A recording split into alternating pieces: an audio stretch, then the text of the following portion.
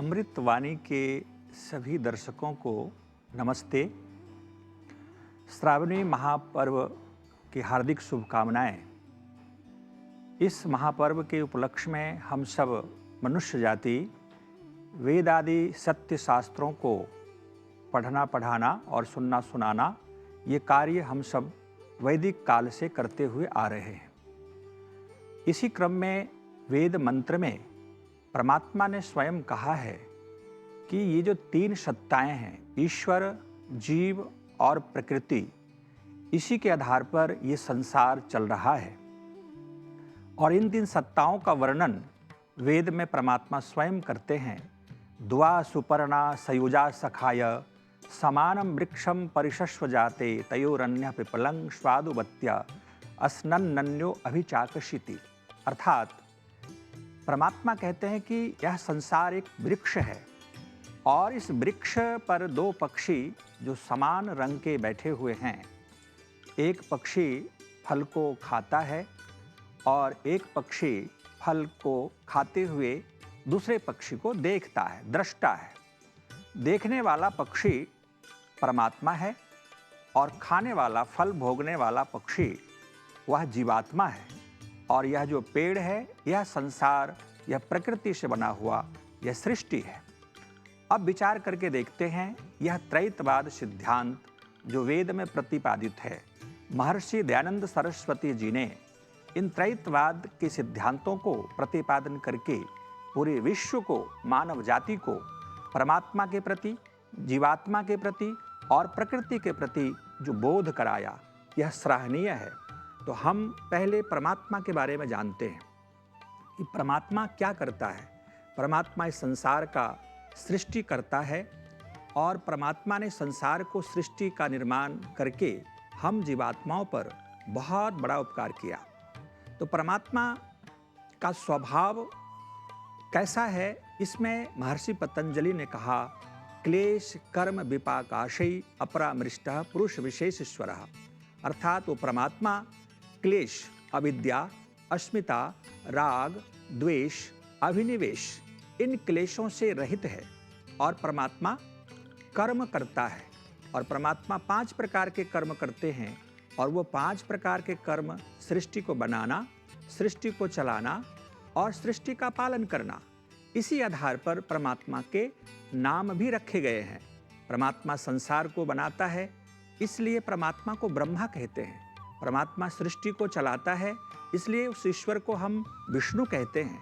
परमात्मा सृष्टि का प्रलय करता है, इसलिए उस प्रभु का नाम हम शिव कहते हैं, महेश कहते हैं।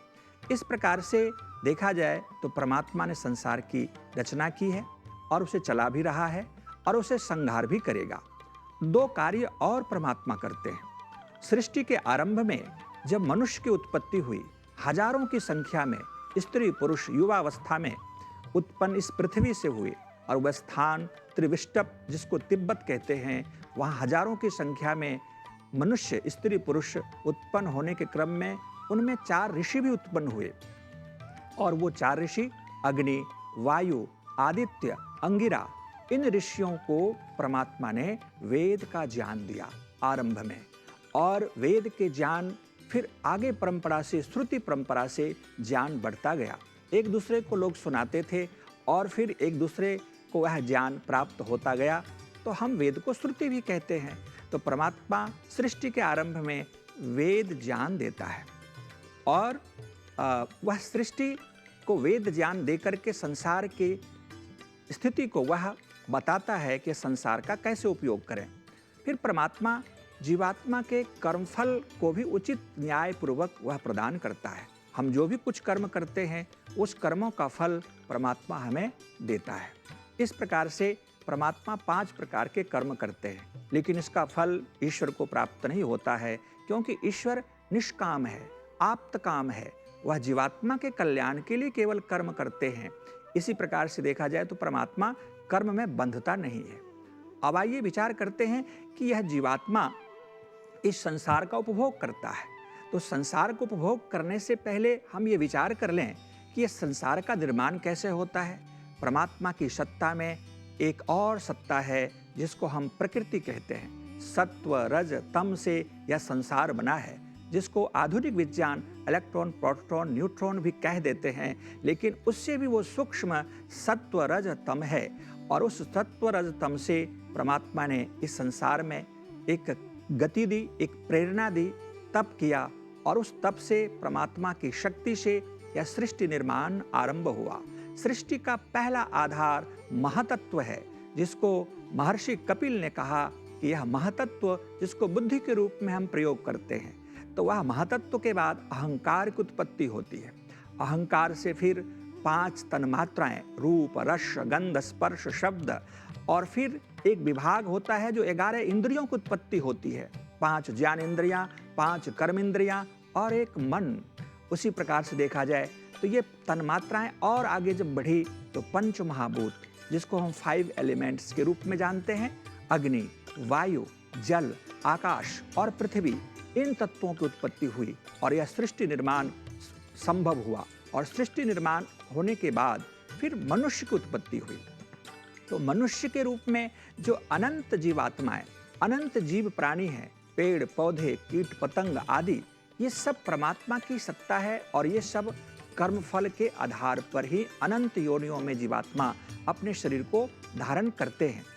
अब ये कर्म क्या है, तो हम विचार करें कि जैसा जैसा हम कर्म करते हैं, अच्छा कर्म करेंगे या बुरा कर्म करेंगे, उसके अनुसार ही हमें योनि प्राप्त होता है। ये मानव जीवन या पशु का जीवन या स्थावर पेड़ पौधे का जीवन हमें प्राप्त होता है, वह उसके अंदर कर्म सन्निहित होता है। महर्षि कणाद कहते हैं, कर्म वैचित्र्यात् सृष्टि वैचित्र्यम, अर्थात कर्म की विचित्रता से सृष्टि विचित्र विविध प्रकार की उत्पत्ति हो जाती है। परमात्मा न्यायकारी है, वो हमें कर्मफल देता है, इसलिए हम जैसा जैसा कर्म करते हैं उसी के आधार पर हमें यह शरीर प्राप्त होता है। महर्षि देव दयानंद सरस्वती जी ने, जिन्होंने आर्य समाज की स्थापना की, उन्होंने सत्यार्थ प्रकाश में इस बात का वर्णन किया कि जब आत्मा के अंदर, आत्मा के पास जब 50% शुभ कर्म और 50% अशुभ कर्म जब दोनों बराबर हो जाता है, तो वह दूसरा जीवन जब उसे प्राप्त होता है तो मनुष्य का ही होता है। और 50% से अधिक यदि पाप कर्म हो जाए तो मनुष्य जीवन छिन जाता है, पशु पक्षी पेड़ पौधे आदि के शरीर में जाना पड़ता है, महानुभाव। और 50% से अधिक यदि पुण्य कर्म हो जाए तो हमें देवयोनि प्राप्त होता है। उपनिषदकार ने कहा, विद्वांसो ही देवाः, जो विद्वान होते हैं वही देवता होते हैं। परोक्ष प्रियाः देवाः, जो परोक्ष देखते हैं, दूर दृष्टि होते हैं, उसे ही हम देवता कहते हैं। तो ऐसा जीवन अधिक पुण्य कर्म के होने से हमें प्राप्त होता है। निश्चित रूप से ये जो कुछ भी संसार दिखाई देता है, ये सब पाप पुण्य कर्मों का, धर्माधर्म कर्मों का ही यह परिचायक है। उसी के आधार पर यह सृष्टि चल रही है। मनुस्मृति में महाराज मनु ने भी कहा है कि जो व्यक्ति शरीर से अपराध करता है, जो शरीर से बुरे कर्मों को करता है, पर स्त्री आदि गमन करता है, पर पुरुष आदि गमन करता है, उस व्यक्ति को पेड़ पौधे आदि के स्थावर योनि में जाना पड़ता है। और जो व्यक्ति वाणी से अपराध करता है, उसे पशु पक्षी के योनि में जाना पड़ता है। और जो व्यक्ति मन से अपराध करता है, उसे चांडाल आदि के योनि में जाना पड़ता है। इस प्रकार से यह संसार सब कर्म के आधार पर ही चल रहा है। निश्चित रूप से हम जीवात्मा कर्म से बंधे हुए हैं और हम जीवात्मा चेतन है और ये प्रकृति जड़ है। तो हम चेतन आत्मा जो अनंत हैं, इसकी संख्या हम गिनती नहीं कर सकते, किंतु परमात्मा को पता है कि संसार में कितनी आत्माएं हैं।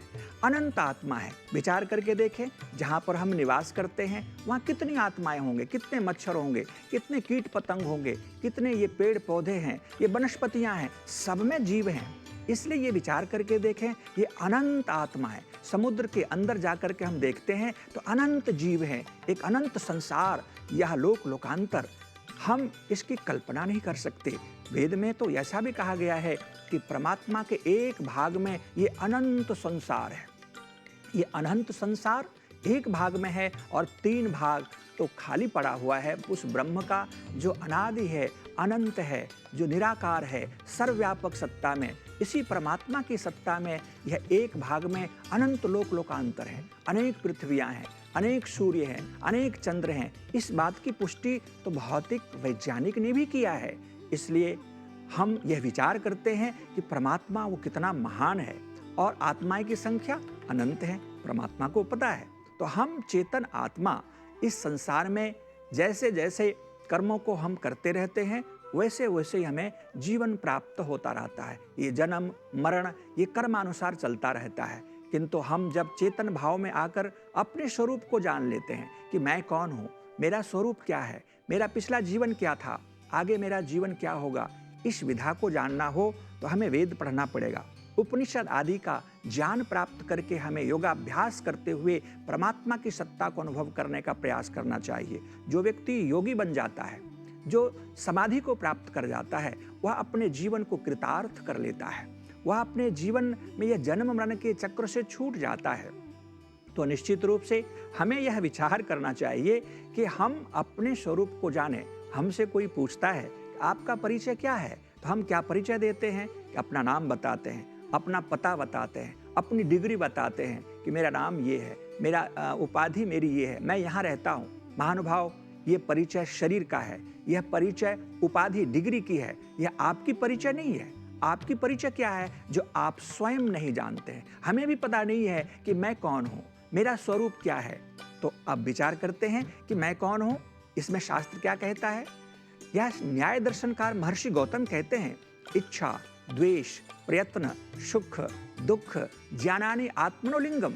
यह जो 6 गुण हैं यह आत्मा का गुण है, आत्मा का पहचान है। जहाँ पर इच्छा हो, जहाँ पर सुख हो, दुख की अनुभूति हो, जहाँ प्रयत्न हो, जहाँ द्वेष हो, ज्ञान हो, इन गुणों के द्वारा हम आत्मा का बोध करते हैं। इन 6 गुणों में से कोई 1-2 गुण भी हो तो हम आत्मा का पता लगा सकते हैं।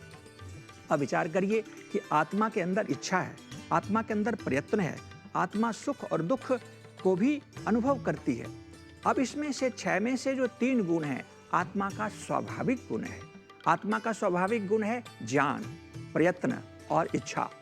सुख दुख और यह जो द्वेष, ये 3 जो गुण हैं आत्मा का पहचान, यह नैमित्तिक है। यह प्रकृति के साथ जुड़ने के बाद आत्मा को सुख दुख और द्वेष की अनुभूति होती है। जब प्रकृति से आत्मा परे रहती है, सामर्थ्य तो रहता है अनुभव करने का, क्योंकि आत्मा चेतन है।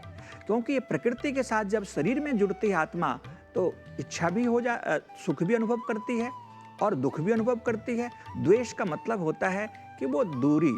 इस प्रकार से आत्मा यह चेतन है, सुख दुख आदि का अनुभव आत्मा करती है। परमात्मा फल देने वाला है और प्रकृति को भोग यह जीवात्मा करती है। हम अच्छे कर्म करें, शुभ कर्म करें। इस श्रावणी पर्व के उपलक्ष्य में हम वेदादि शास्त्रों को पढ़ें और अपने जीवन को जानें, तभी हमारा जीवन सुंदर बनेगा। ज्ञान प्राप्त करना ही इस मनुष्य जीवन का ध्येय है। ज्ञान से ही मुक्ति मिलती है, ज्ञान से ही सुख मिलता है। तो ज्ञानेन मुक्ति, हम सबको ज्ञान प्राप्त करना चाहिए। आप सबों को बहुत बहुत धन्यवाद। ओम शम, नमस्ते।